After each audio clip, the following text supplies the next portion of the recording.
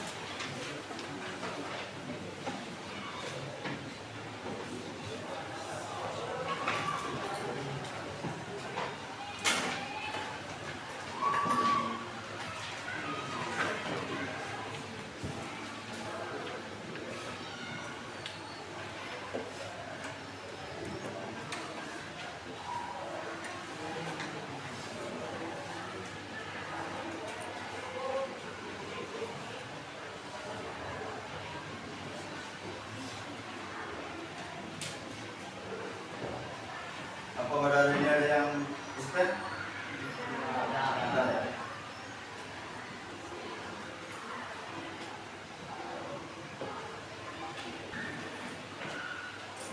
Ya, boleh kita mulai.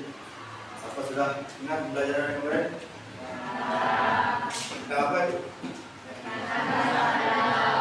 Ya, tekanan pada zat padat. Ya, coba diingat kembali. Tekanan pada zat padat. Apa-apa saja faktor-faktor yang mempengaruhi tekanan?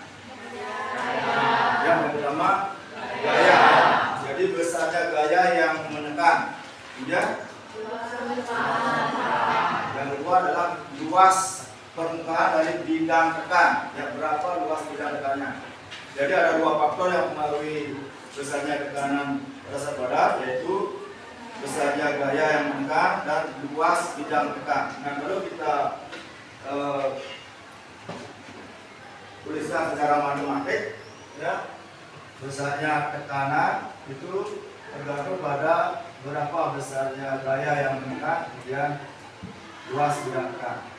Nah, itu berbanding lurus ya, berbanding lurus dengan gaya yang menekan, berbanding berbalik dengan luas bidang tekan. Nah, artinya berbanding lurus artinya semakin besar gayanya, maka tekanannya juga makin besar. Sebaliknya semakin kecil gayanya, tekanannya juga semakin kecil. Kalau berbanding berbalik, semakin besar luas bidang tekannya, gayanya makin kecil. Semakin kecil luas bidang tekannya, gayanya semakin besar. Nah, kemudian gaya yang paling banyak yang umum melakukan tekanan dalam kehidupan sehari-hari adalah gaya apa? Yang paling banyak? Nah, gaya berat. Yang misalnya kita, anak-anak kita meja berdiri atau berada di atas lantai, berarti yang menekan lantai itu adalah gaya berat kita, gaya berat meja. Nah, misalnya contoh lain, orang yang menjinjing banten misalnya. Jadi banten itu akan menekan kepala dari orang yang menjinjing. Nah, itu adalah gaya beratnya. Ya, jadi besarnya gaya berat kita bisa tentukan dengan persamaan W sama M kali G.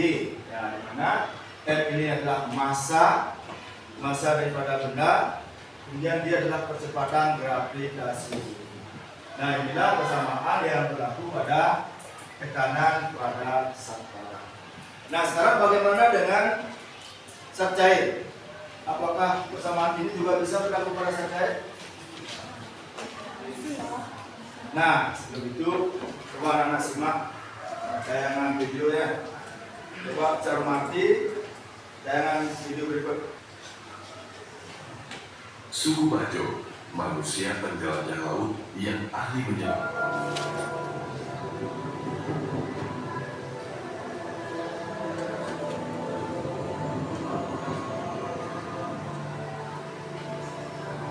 Suku Bajo merupakan sebuah suku yang dikenal sebagai penyelam, pengembara, dan penjelajah lautan yang sangat burung. Orang Bajo berlayar dari satu titik ke titik lain. Mereka tak berhenti menyusuri lautan dengan alam sebagai pemandunya. Meski asal-usulnya belum diketahui secara pasti, namun orang-orang suku ini bisa ditemukan di banyak tempat. Tak hanya di Indonesia, suku Bajo juga ada yang ditemukan bermungkin satu keahlian yang paling istimewa yang dimiliki suku Bajo. Orang Bajo dikenal bisa lebih tahan lama menyelam di air. Mereka disebut-sebut bisa tahan sampai 13 menit di kedalaman 60 meter tanpa alat bantu nafas atau oksigen. Tak bahkan aksi memukau ini perlu disebutkan orang-orang suku Bajo telah beradaptasi secara genetis agar bisa menghabiskan waktu lebih lama di dalam air. Di tubuh orang Bajo juga ditemukan sebuah gen yang tidak dimiliki manusia pada umumnya. Yang jelas, untuk menangkap ikan dengan cara menyelam adalah sesuatu yang mudah bagi orang Bajo. Hasil tangkapan biasanya akan dikonsumsi serta dijual kepada masyarakat di sekitar pesisir atau pulau terdekat.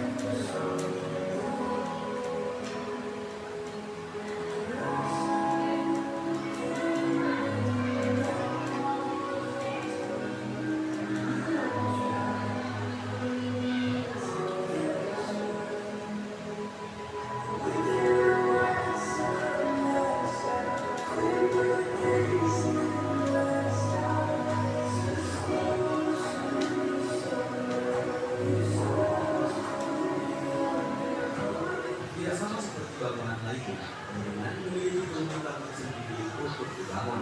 Dari situ ada air, dan airnya tidak bisa disuruh pindah bergerak. Mau dikuras juga sepertinya tidak pelan-pelan.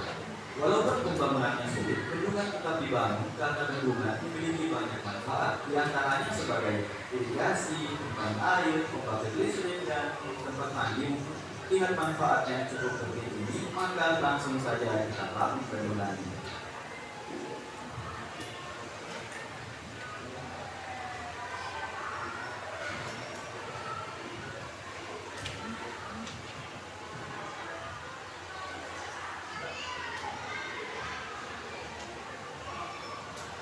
Ya, ini konstruksi bangunan bendungannya ya.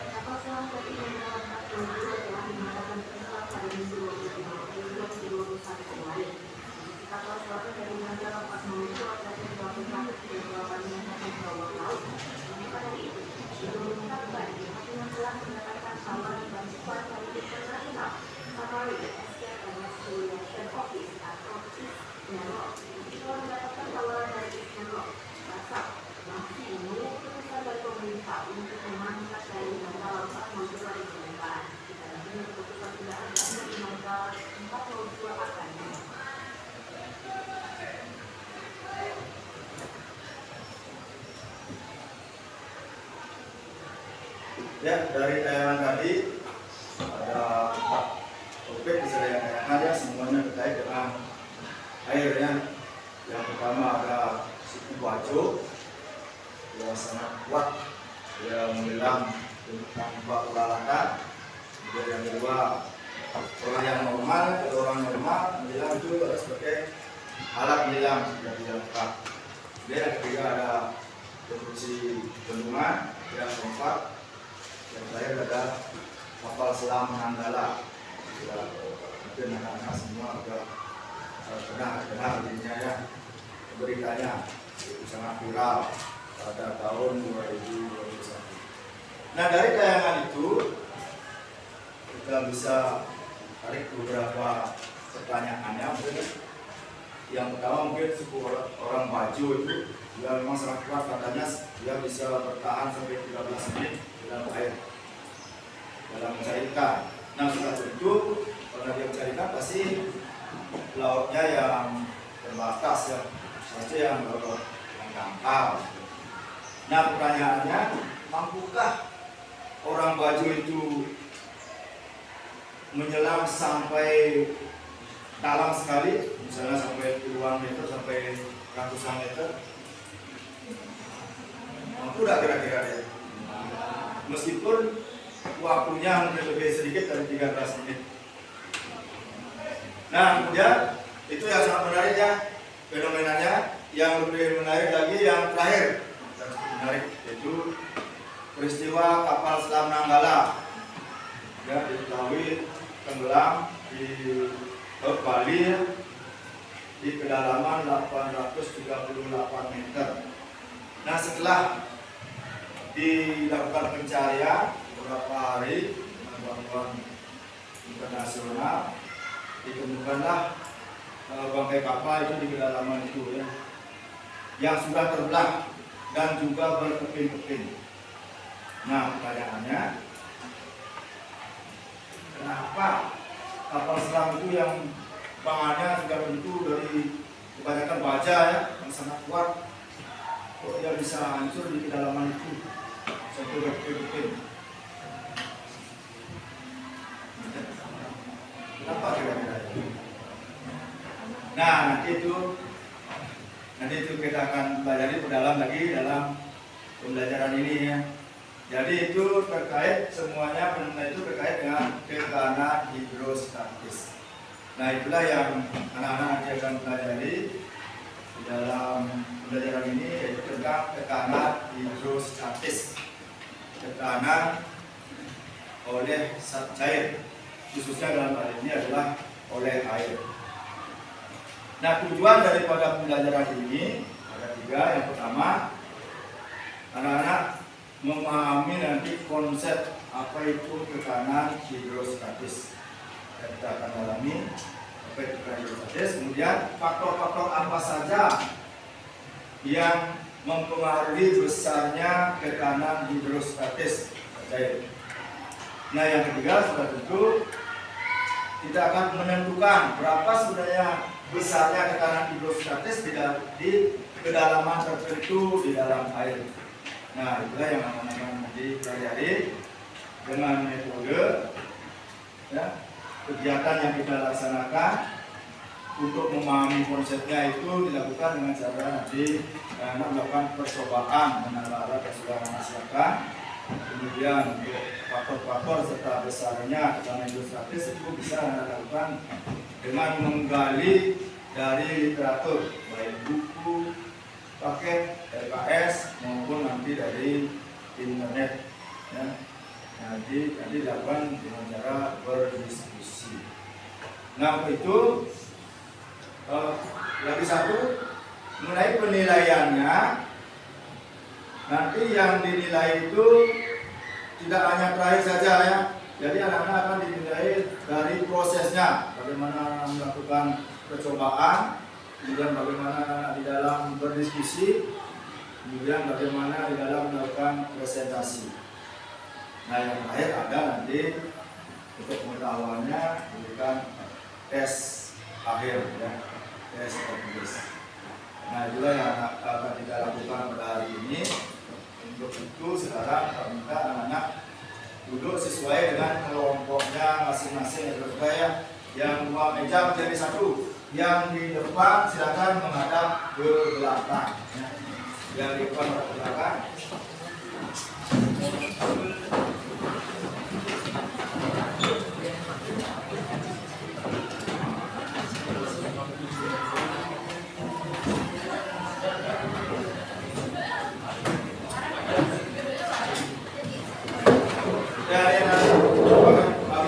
KPD-nya ya, kerja sesuai dengan lembar kerja.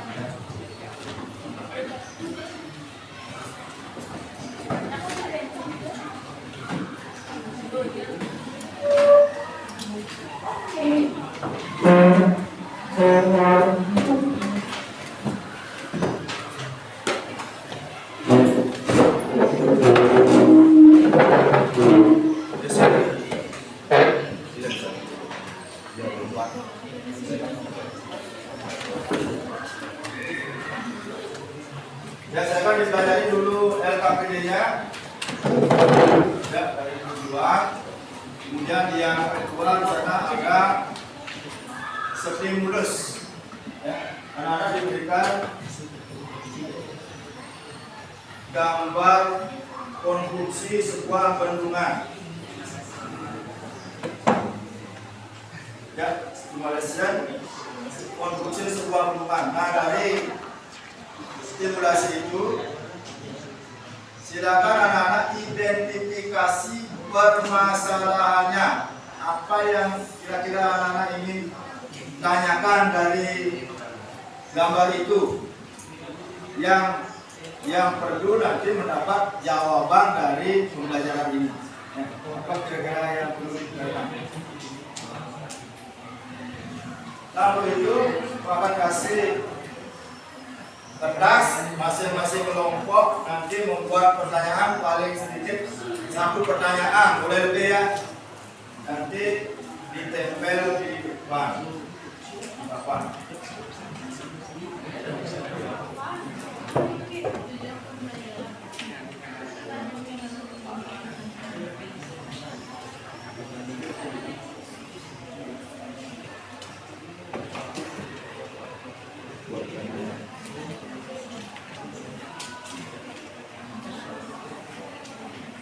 Ya, silakan identifikasi pertanyaannya.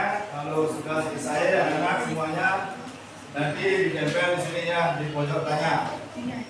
Ya, silakan ke depan ditempel di sini semuanya.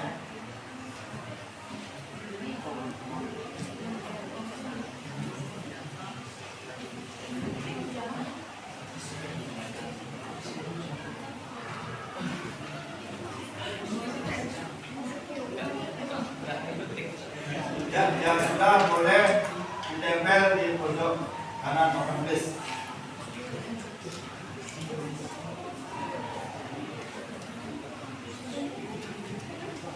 Ada yang sudah? Silakan maju 1 orang.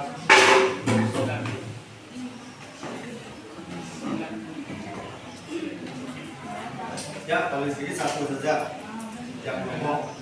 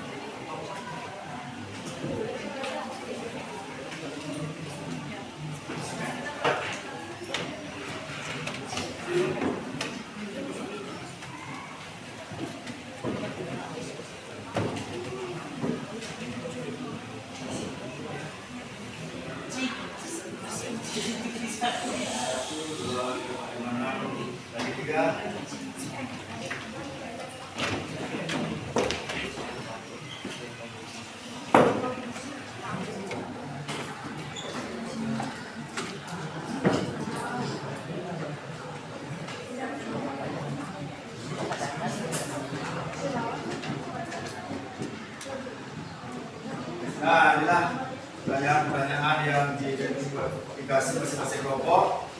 Nah, sekarang Pak akan bacakan satu-satu. Nanti anak-anak silakan mengidentifikasi mana permasalahan yang sesuai dengan kegiatan pelajaran sekarang ya, yang sesuai dengan materi yang kita pelajari. Ya, silakan.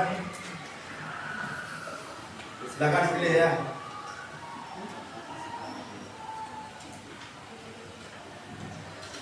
Apa manfaat daripada bendungan?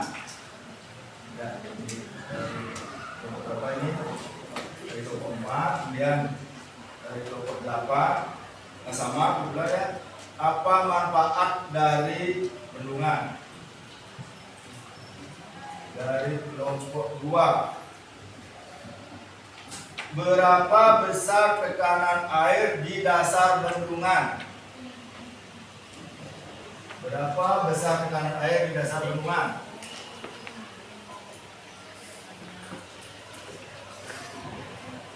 Ini ada kelompoknya.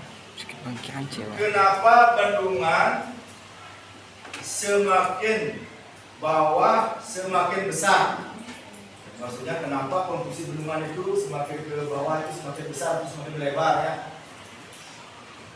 Terus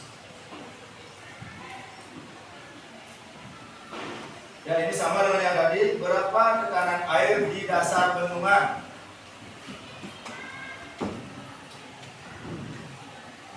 Apa fungsi dari bendungan yang dibuat? Nah ini yang akan berbeda dengan yang manfaat ya. Apa manfaat bendungan? Kenapa bendungan dibuat semakin ke bawah semakin lebar? Nah ini ada juga yang sama dengan yang tadi. Dari kelompok 9, berapa tekanan di permukaan? Berarti ini yang ditanyakan di permukaan air ya. Yang akan berbeda dengan yang tekanan di dasar bendungan.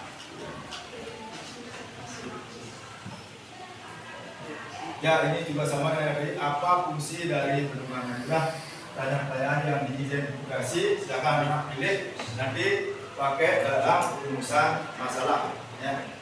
Nah kemudian sekarang selanjutnya anak akan menyelidiki besarnya apa namanya konsep tekanan hidrostatis dengan alat-alat yang sudah anak persiapkan ya, dengan botol air mineral yang sudah dilubangi 3. Nah silakan nanti anak-anak bekerja di halaman ada 5 supaya menyimpang.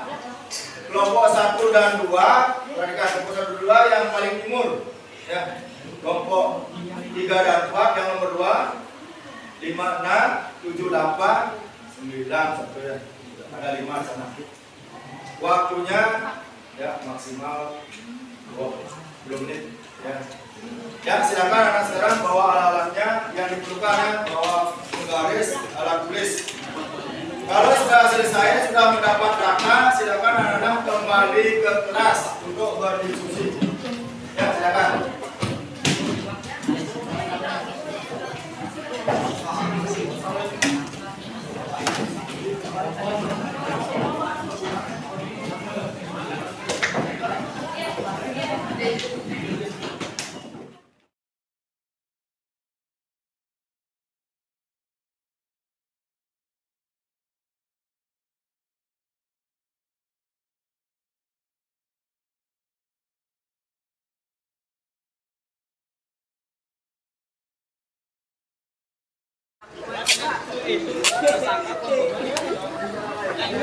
Laut lah.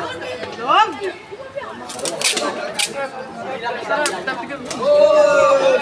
Siapa nih? Bebas loh.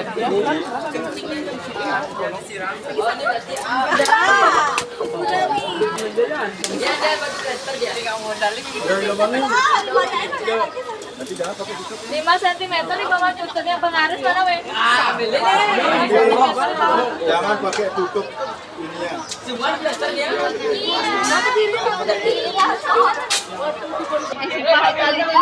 Kemudian amati secara bersama. Jadi tiga orang cepat. Mana tuh ini jangan. Tiga. Diamati. Ini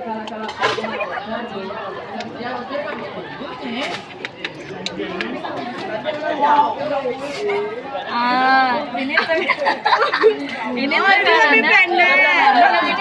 Ini lebih kencang juga. Oh, ini udah mati. Oh, sedang. Ini caranya.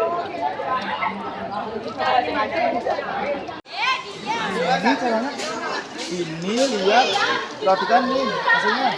Nah. Ya, diulangi lagi, bisa ditutup dengan tangan aja, bisa ini ya.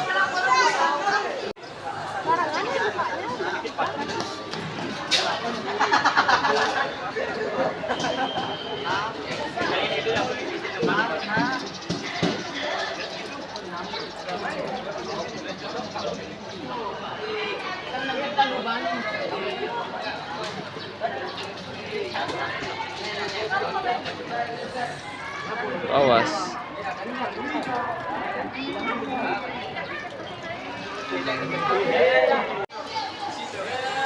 Jadi apa yang terjadi, Bin? BC ya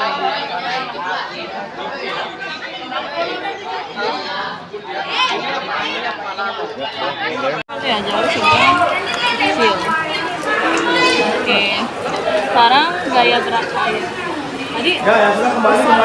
Kita lakukan percobaan, sudah mendapatkan data percobaan. Nah, sekarang analisa datanya dengan berdiskusi dengan kelompoknya masing-masing. Nah, bisa juga digali dari literatur yang lain. Nah, boleh dari sisi paket, boleh dari CKS, boleh dari internet untuk memperkaya lagi ya. Nah, silakan anak berdiskusi. Nah, nanti akan ada sesi presentasi ya.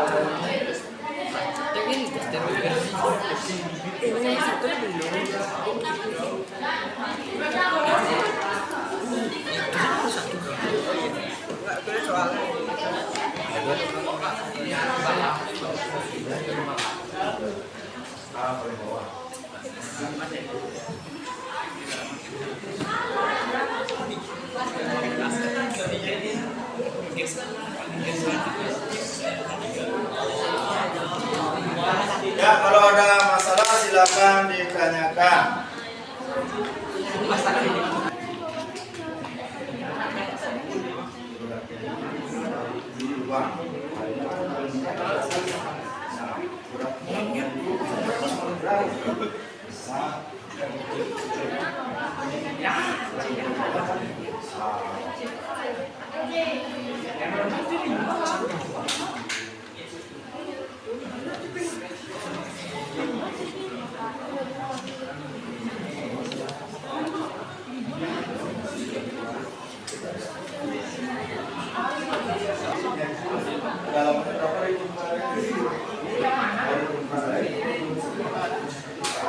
Ini kan lubang A ya, yang menekan lubang A itu kan di atas, ayatnya yang di atas. Nah, berapa beratnya itu besar atau sedang kecil juga kan bisa besar. Berarti yang banyak pasti besar.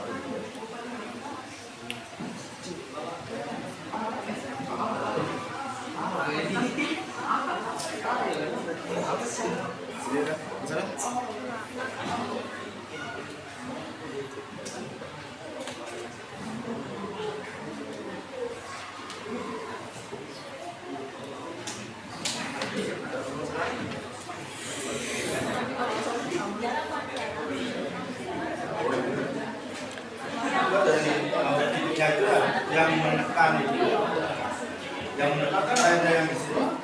Berarti kan paling banyak itu pasti penekan.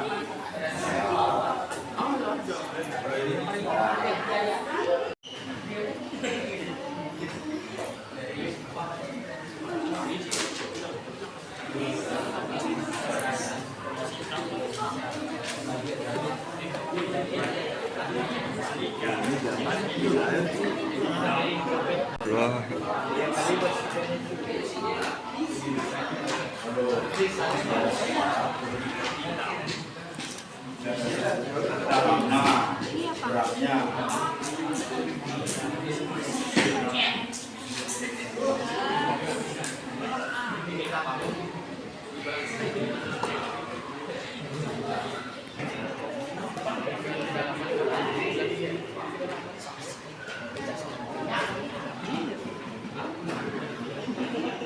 Ya, sudah selesai. Nomor 1. Sudah. Nomor 2. Yang lainnya? Ya, lanjutkan lagi sedikit.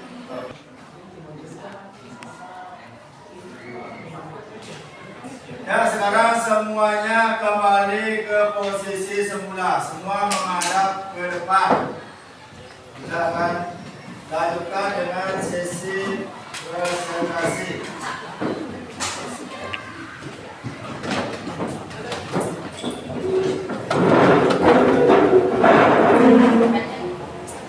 Ya, nanti Pak akan panggil siapa yang akan presentasi dulu.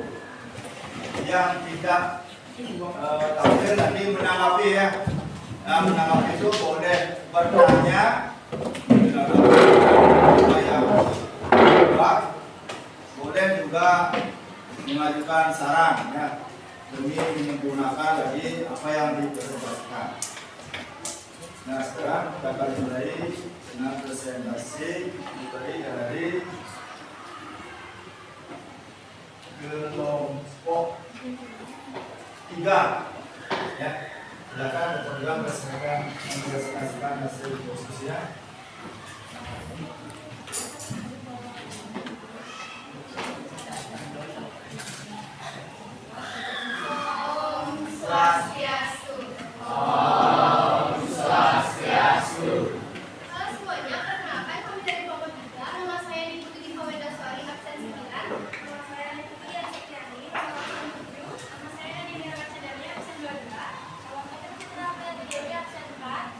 Jadi kita akan menjelaskan tentang KPD dan kita jawab tentang tekanan hidrostatis.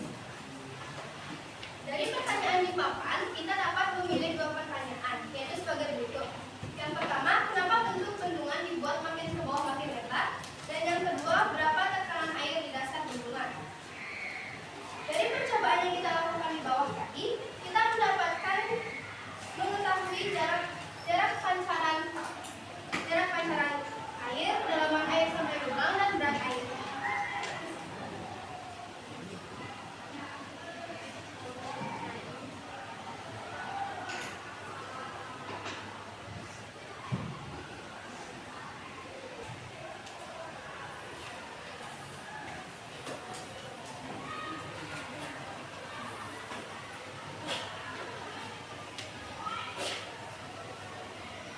Jadi dari percobaan itu kita bisa mendapatkan yang pertama ada lubang A, itu jarak pancarannya jauh, kedalamannya 21,5 cm dan berat airnya besar.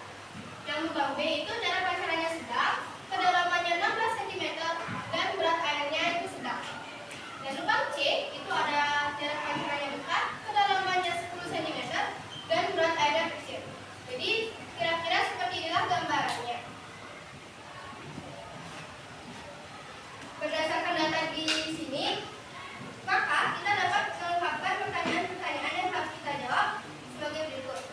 Yang pertama, manakah lubang yang menghasilkan jarak pancaran air paling jauh?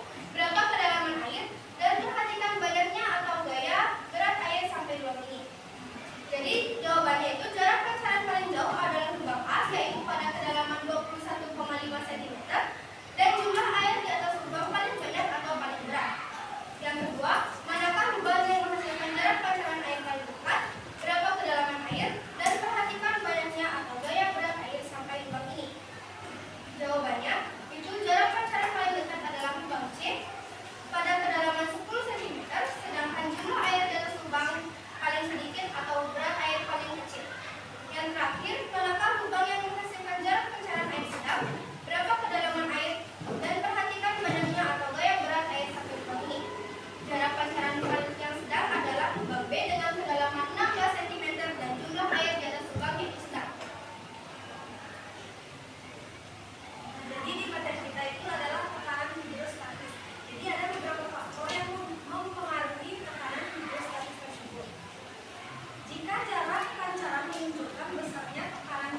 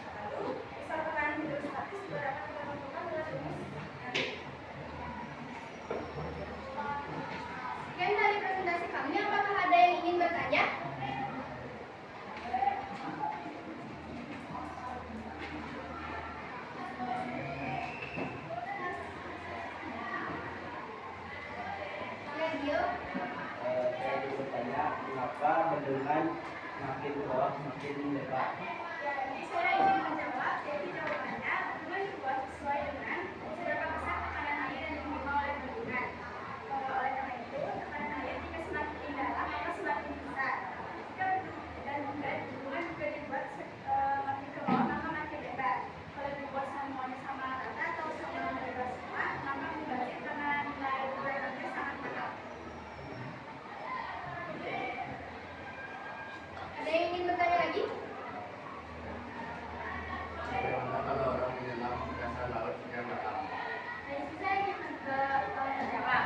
Nah, kalau orang menyelam sampai ke dasar laut yang sangat dalam, maka semakin dalam dia menyelam, tekanan air laut itu akan semakin besar.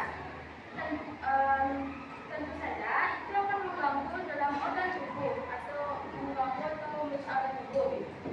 Nah, terutama yang ada itu adalah gendang telinga. Gendang telinga itu terletak di bagian luar. Takutnya sangat tipis, maka saat terkena dengan tekanan yang sangat besar itu akan sangat cepat rusak gendang telinganya. Yang kedua itu adalah paru-paru. Paru-paru itu bekerja sebagai berkembang dan menciut. Nah, saat terkena tekanan yang sangat besar itu akan mengganggu prosesnya. Dan yang ketiga itu ada jantung. Jantung itu berfungsi untuk memompa darah. Jika jantung itu terkena dengan tekanan yang sangat besar, maka jantung akan terhambat dan terganggu oleh saat dia melakukan prosesnya. Itu jawabannya. Oke, ada yang ingin bertanya lagi? Ya. Apakah ada contoh tentang besaran tekanan hidrostatik dalam air?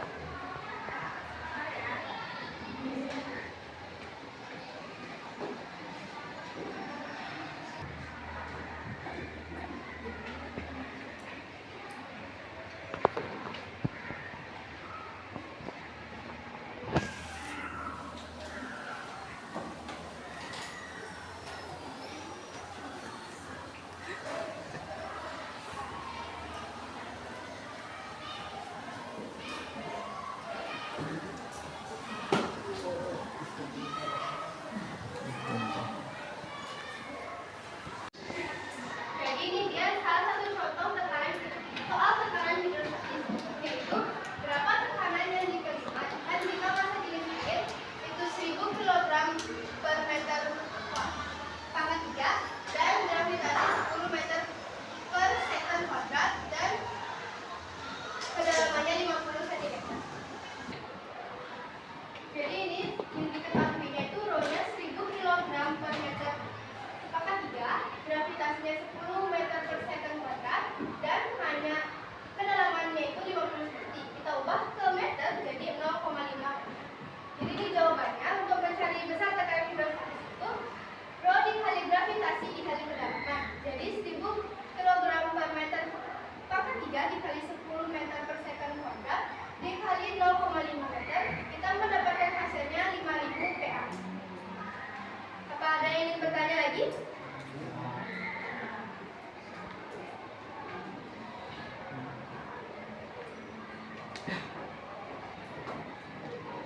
Baik, kita tidak ada. Kami tutup presentasi kami. Mohon maaf bila ada salah kata. Kami tutup dengan Paramo Santi.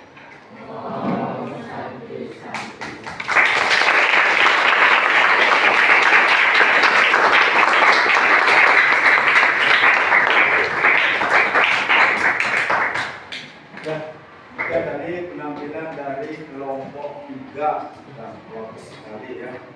Ya, apresiasi lagi sekali.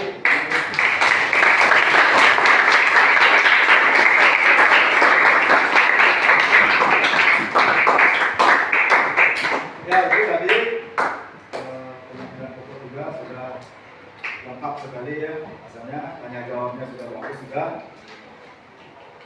Ya, untuk penampilan yang kedua dari kelompok 6.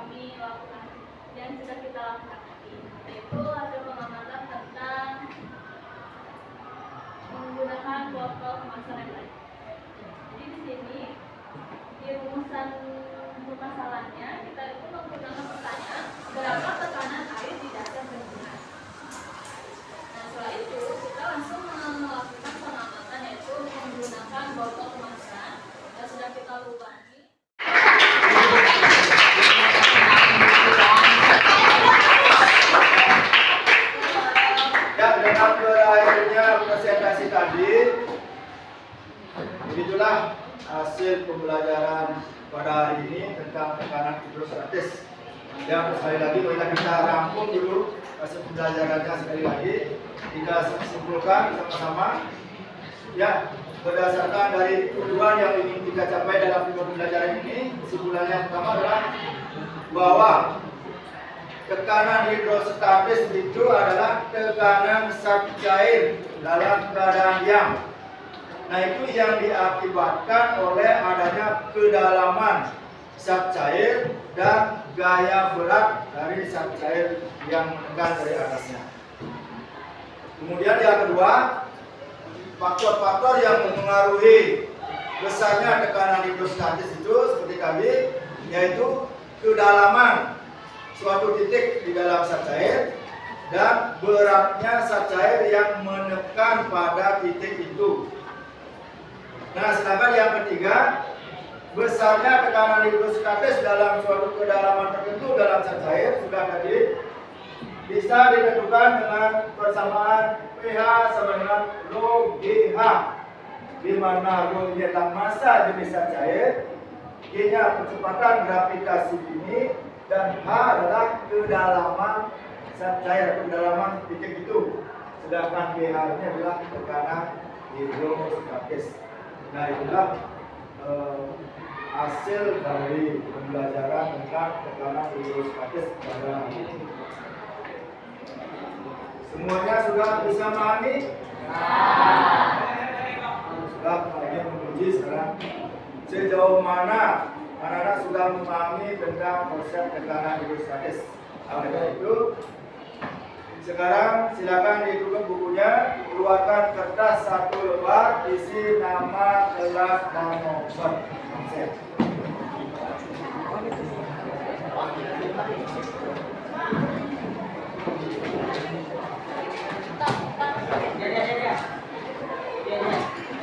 Ya, sekarang akan jawab soal ini pada kertas tadi.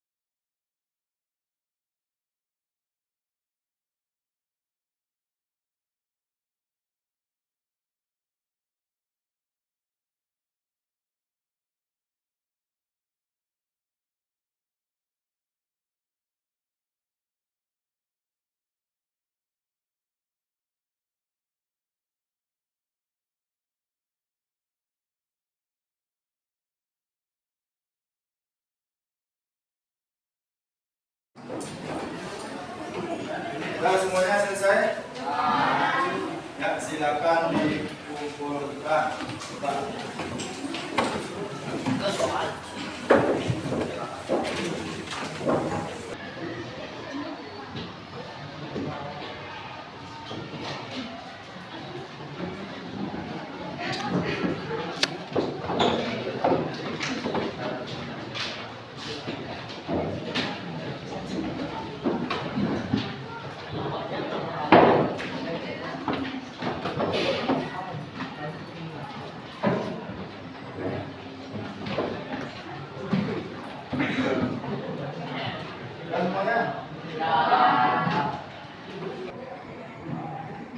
Dan nanti untuk pertemuan selanjutnya saya akan lanjutkan dengan materi hukum Archimedes. Ya, masih ada kaitannya dengan tekanan.